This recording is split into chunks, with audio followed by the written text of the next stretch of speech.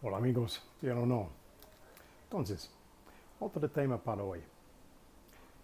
Si tú estás pensando, ay no, pero para estudiar esta nueva lengua es demasiado complicado, demasiado más palabras y yo no entiendo, y no puedo memorizar, ok, un punto. Por ejemplo, aquí es el diccionario estándar para inglés. 240,000 palabras. Pero en verdad, ¿tú necesitas cada una con estas palabras? No, no, claro que no. Entonces, creo es mejor solo para pensar con un evento en el futuro que tú necesitas hablar en inglés. Igual cuál es. Pensa claramente con este evento. ¿Cuál es? Y pensa cuáles son las 5 más importantes oraciones que tú vas a necesitar para este evento. Por ejemplo, um, tú vas a ir en vacaciones y necesito ir para el aeropuerto. Pensa en estas. ¿Cuáles son el tipo de preguntas que la gente pueda preguntarte en el aeropuerto? Pasaporte, por qué tú estás visitando el país, quién te vas a visitar, o también otra información que tú necesitas preguntar para dónde es el taxi, donde tú puedes recoger tus maletas, etc. Y solo practicar por estas oraciones, no más. Porque si tú estás preparando solo por estas 5 oraciones, tú vas a utilizar el vocabulario clave por esta situación en común.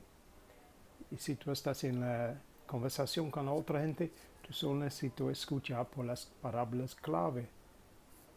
Y con estas puedes preguntar o responder con tu oración que tú estás preparando. Y si, por ejemplo, tu responder con tu oración no es correcto, un poco no es exacto la respuesta que la otra persona está esperando, él va a preguntarte para corregir. Y va a decir, qué pena, yo no entiendo. O tú puedes explicar esto, ¿no? Listo. Okay, so, thought for the day.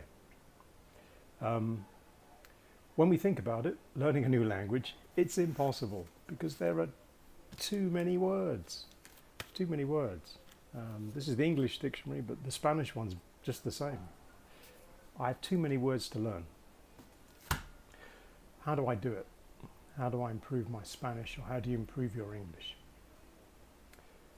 I say it's better to think about just one situation that you're going to need soon to use your new language. Think really clearly about that situation and what type of words or phrases are you going to need to use to get you through that situation. And then try and limit it to about five sentences, 5 phrases that you can use in that situation. And just practice those. Because by practicing those 5 key sentences, those 5 key sets of phrases that you're going to use, you're going to use most of the useful words that you have in that situation. And then when you're talking to the new people in that situation, you're just listening for these key words, and that's your trigger that you can then use that sentence or you can use that question. So with that and a few general questions like, could you repeat that? I'm sorry, I don't understand. You should get through the situation much easier without needing to memorize hundreds of words or hundreds of different phrases. So think clearly about that. What would you generally say in that particular situation? So give the example. I'm going to the airport on a trip. So what kind of conversations am I going to have when I get there? And they're going to ask me things like, where's your passport? How long are you staying for? Who are you visiting? What's the purpose of your visit? These kind of questions. So we can prepare for those. And then when you're in the airport and you're looking to continue your journey, you need some practical questions to ask, like where's the taxi, where do I reclaim my suitcase, these type of questions. And remember again, every time you ask the question of the new person you're hoping to help you, if you use the wrong question or a question that they don't quite see the context for, they will ask you to repeat it. They will ask you, I'm sorry, I don't understand. So now you know, okay, I'll just repeat the question, maybe try it again. But the idea is to limit the amount of new language you need to learn. This will reduce your stress with it, but then you've got more time to practice, become more fluid in the 5 key phrases for that situation. And once you're happy with those, you can learn another 5 for the next situation. And work it like that.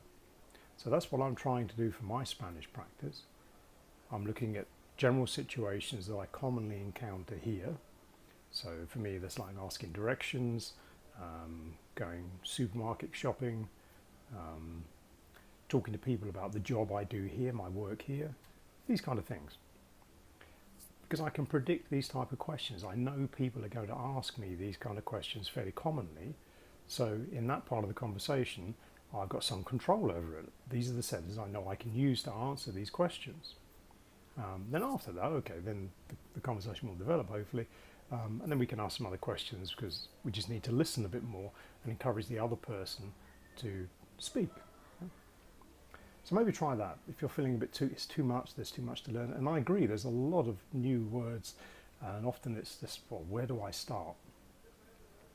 So pick something you're doing or you're going to need to do very soon, commonly in the language. Doesn't matter what it is, making a phone call, maybe a trip somewhere, or somewhere you more generally visit, you're going to need to practice for that. Start with that. Once you know you can deal with that situation, we had another one, and another one, and another one. And then by reading general text around that, this will expose you to more language, so you get a better sense of the feel of the language. And if you're listening again also to other podcasts or other videos, other content in the language, in English, you're getting more used to how people generally sound when they're speaking. So again, when you're in the situation, when you're actually talking to other native speakers, it's less of a shock because you're more used to how we generally sound. So I hope that's useful. Don't forget, pick 5 general things, 5 general phrases you would use in a particular situation. Practice those, see how you get on. Let me know if that's been useful for you. And I'll share my progress with you shortly on how I'm doing with my version of that in Spanish. See you next time. Cheerio.